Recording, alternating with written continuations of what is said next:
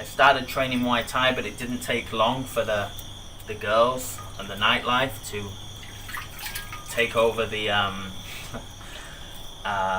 to become more prominent than the actual training of Muay Thai. Yeah, this the freezer, hot yai channel. An expat sipping yadong, chilling with the local ties, getting our style on. I interview expat and locals with the dope vibes.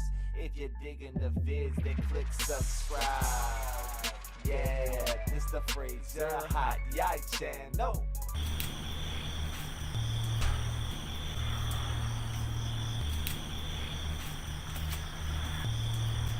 Oh, hello there.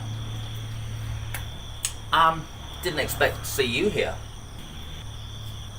I don't know how well you can hear me. It's the middle of the night. It's about 1 a.m. I can't sleep. I sometimes suffer from insomnia. Anyway, I thought I'd come out here and make some kava. I'll quickly explain what kava is because I've talked about it hundreds of times. Kava is an intoxicated root from intoxicating root with relaxing properties, anti-anxiety properties, chill out properties, and other properties and effects that I can't really explain unless you've tried it, but it's one of my favorite substances. That sounds bad. But yeah, it's one of my favorite substances. Anyway, so why do I like it? I used to live in Vanuatu, where it comes from. It doesn't grow. Well, it probably would grow in Thailand if you could get roots, if you could get cuttings over, fresh, or even a live plant over and start growing it. But that's a difficult thing to do. But anyway, you can only really find it in the South Pacific Island nations, and I've got a reliable source now in Thailand. So for the last 6 months, maybe to a year, I've had a reliable source. I've been drinking kava. Anyway, so I thought as I'm out here, it's the middle of the night, I'm gonna prepare kava, which takes 10 or 15 minutes. 20 if I really want to really massage it and get a strong kava. I thought I'd tell you a story. So I don't think I'm a very good storyteller. I don't think I'm very good at telling stories. I usually I start well, and then I lose track of where I am, and then I pull in information that's relevant, and then I talk about the ending, and then I come back to the middle again, and then yeah, it gets crazy. So I thought I'd tell my story of how I came to Thailand, why I came to Thailand, and how I ended up here in a house in Ratapum, where I built an extension on the house, bought a car, built this Kava hut here, which is above me. This is my office and hangout area you've seen in my pizza video and other videos. And yeah, how I ended up here in Ratapum, pretty settled down and pretty content. So I'm gonna start preparing the kava, and then I'll start the story. Maybe I'll talk as I go through. So I first arrived in Thailand, like I don't remember exactly. I think it was about 8, 9 or 10 years ago, one of those. Like I don't remember that. I'd have to look it up. It was 8, 9 or 10 years ago when I first came here. I was 18 years old, so I can work it out from that. I'm 28. I'm either 28 or 29 now. I forget. So that's 10 years ago. So I've already fucked up the kava a little bit. I've accidentally added the root powder directly into the water. It's always best to filter it, or you're gonna just have bits of kava in your. It's not bad for you, but it might make you nauseous. It's only a little bit, so I'm not gonna start again. Anyway, back to my story. So about 10 years ago, I was deciding whether to go to university or not in the UK. I just finished my A levels, which in the UK that's like, is that the same as finishing high school in America? I don't know. It's when you're 18 anyway, and you don't have to continue studying if you don't want. Anyway, at that point, I was in the TA, also known as the territorial army, or the Army Reserves. I don't know how strong this is going to be. I'm going to put one more. I lost track there. And my aim and goal in life was to go to university, join the officer section of the TA, which was called the Officer Training Corps, or the OTC, which was linked. It's like officer training as part of your university. Study a degree in engineering, and then join the Royal Engineers as an officer. That was my life goal back then. But I decided I wanted to do some adventure. I had a little bit of money. I got paid. So for being in the TA, you get paid. I lived at home. I didn't spend much, so I saved a lot of money. Well, not a lot, but I saved a bit of money. And my parents and my grandma also helped me with some money. Bless her. Oh shit. Alright, this is going to be fucking strong. I've probably double the amount I normally do for Kava. I've got to keep an eye on the camera too. Sometimes it switches off. So like I said, I'm not very good at storytelling. I haven't even got to the part where I've got to Thailand yet. Let me know how good I am at telling stories. So yeah, so I was in the TA at that time. My life goal was to I wanted to study I wanted to study civil engineering and then join the Royal Engineers as an officer. Go through officer training through university. So anyway, before going to university, I decided to take something called a gap year, which is something a lot of people in the UK do. I think Americans do it too, I think. Europeans. I think lots of countries do a gap year. It's not that common in Asia, because the first place I went to was China with a school friend. So I made a plan to travel the world for my gap year.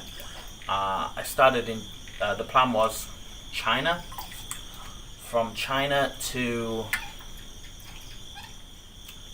UK to China, then to Thailand. I was going to spend some time in Thailand. Then I was going to go to Australia. Then from Australia to New Zealand. I was going to hitchhike through the whole country, through the whole of New Zealand. Then from New Zealand I was going to go to Vanuatu, which is where I discovered my love for Kava. Vanuatu is a Pacific island nation. Then from Vanuatu I was going to go to America. I was going to go the other way around the globe back. I was going to fly somewhere in America, and then I was going to go back home to the UK and start my university 12 months later. So I was going to travel for a full 12 months. That's right, isn't it? Yeah, that's right. Alright, so what actually happened? So the first place I went was China. I went to China with a school friend, a friend I was in school with. He was Chinese, but he'd grown up in the UK from the age of about, I think 13 or 14 or 15. No, I think from like 12 or 13 or something. Anyway, so he spoke English perfectly, but with a Chinese accent, because his native tongue was Chinese. But anyway, I went to China with him, and I stayed with him in Beijing. I think it was Beijing. Was it Beijing? It was a month for the whole trip. 2 weeks in Beijing, 2 weeks in Shanghai. So it was my first experience of Asia, and I was super impressed. I loved Asia. I loved how kind of free and lawless it was. I remember going to a nightclub and then being able to walk across to the convenience store that was open all night with plastic chairs outside and buy beer for like 30p, what it was then. It was a crazy time. Anyway, I really liked it there. I wasn't that into the food at that point. I couldn't really eat Asian food then. I wasn't that open to different foods, but yeah, I definitely, Asia was something totally different than what I've ever experienced before. I really liked it. So after China, at that point I was traveling with a friend. He went back to the UK, and then I went on to Thailand. I flew direct from Shanghai to Phuket International Airport. So I arrived in Phuket, 18 years old. and I decided I was going to stay at that point Thailand for 6 months to learn Muay Thai, Thai boxing. So back in the UK, I studied karate from a young age. I never got like really high up the belts or anything, but I've always been interested in martial arts. Can't remember what belt I got to in karate. It was an alright level, but it was not like, it was nowhere near black. But anyway, I also tried taekwondo, judo. I loved martial arts growing up. When I was growing up, I just wanted to try everything. I joined every extracurricular club I could find. I just did everything when I was younger. Yeah, I don't know. I guess as I was a little bit socially awkward. I am now. I'm socially awkward now. I was when I was younger. So joining clubs and activities was a good way for me to meet people and do something in an organized and structured way. Anyway, you see what I mean about telling stories? I completely go off track. Where was I? So yeah, I decided to go to Thailand to learn Muay Thai. Someone's in the kitchen. And yeah, I was going to train Muay Thai for 6 months. So I went to Rawai in the southern peninsula of Phuket Island. I still like Rawai to this day. It's one of the cooler parts of Thailand. I don't like the island of Phuket that much, but I like Rawai. That's it, like right at the south. A little bit quieter than the other parts of the island. A little bit less built up. It's more now. It's changed a lot over the last 8, 9, 10 years, but I still like it there.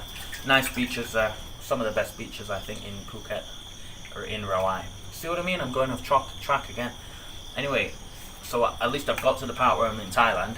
So this is me, young guy, arrived in Thailand, and as you can expect, I started training Muay Thai, but it didn't take long for the girls and the nightlife to take over the to become more prominent than the actual training of Muay Thai. So I started drinking a lot, hanging out a lot, meeting new people. You know what the nightlife is like in Thailand, and especially when you're a young 18, 19-year-old.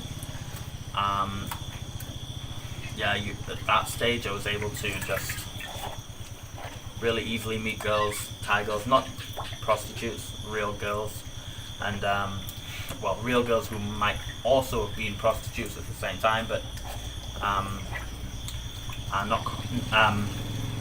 I wasn't their client. I wasn't paying directly. Anyway, you pay in the end. Buying drinks. So anyway, getting off track. I don't want to talk too much about this stuff because my wife does watch my YouTube channel.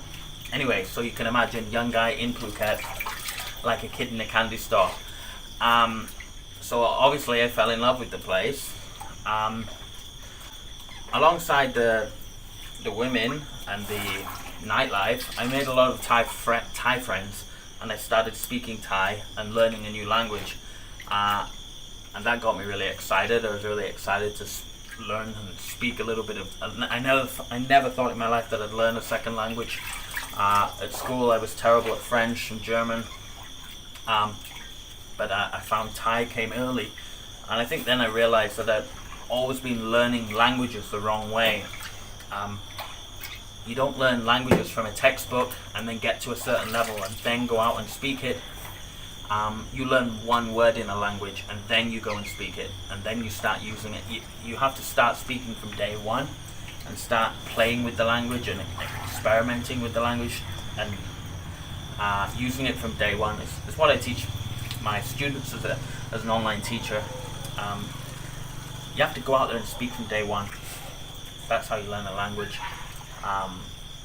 And the most Thai I ever learned, this is in the future, so I'm getting a bit carried away. When I came back to Thailand later and I lived in Isan, just hanging out outside, like car shops and garages, drinking with locals and just chatting. Hanging around with people who don't speak any English forces you to learn a bit of Thai. Now my Thai isn't that good, but I I can understand 70% of what's said around me, and I can reply to most things. I can't discuss politics or niche, let me think. I couldn't discuss car parts or fixing up bikes and that terminal. Like certain term, I can speak like basic conversational Thai at this point. I don't think I've really got any better in the last 5 years. I think I got to a point and then I just stopped. But I know the reason was I didn't hang out with just Thais as often. Later on in my time in Thailand, I started hanging out with Thais less. This is gonna have to be a 2 or 3 part video. Anyway, so where was I? Training in Phuket, learning Muay Thai, making new friends, getting sucked into the Thai nightlife, making Thai friends, speaking Thai, loving the food. Unlike when I was in China, I wasn't that into the food when I was there. I now love traditional Chinese food, but back then it was just too much, it was too different. But I was easy to ease into Thai food over a 6-month period, and now I love it. So yeah, I eat a lot of Thai food. So I love the weather, love the lifestyle, love the people. I fell in love with Thailand basically. And then my time came to an end. It was time to move on. My flights were already booked. Next step was